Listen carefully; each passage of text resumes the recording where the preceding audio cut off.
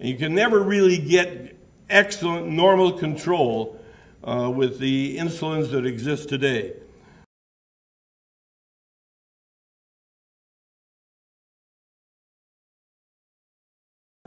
Is a technology, when you have diabetes, you have this little cartridge you put in for a meal. You don't have to even titrate it, by the way. You don't do all that programming I just saw you doing. You just take this and go every time you have a meal and you have normal glucose.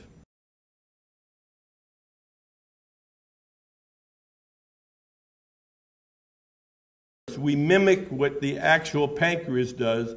We peak in 12 to 14 minutes in the blood, and it's essentially gone in 3 hours. And that's what you need, because you digest a meal in roughly 3 hours. You don't want the insulin afterwards. It's that insulin that hangs on after you've digested the meal that causes almost all of the problems with insulin therapy. It causes hyperinsulinemia. The hyperinsulinemia causes hypoglycemia.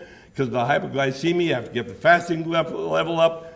In the meantime, you're eating snacks all day, and your liver is pumping out glucose to keep you from going into a coma, and that's what causes all the weight gain with diabetes. It's just a pyramid that just starts and goes on forever because you don't have a good prandial insulin, and that's what we're doing with what we call Afrezza.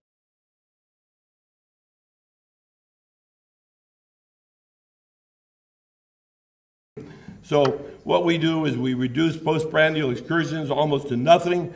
You have hardly any risk of hypoglycemia from our drug, but since you have to have a fasting basal insulin, there is still some risk of hypoglycemia.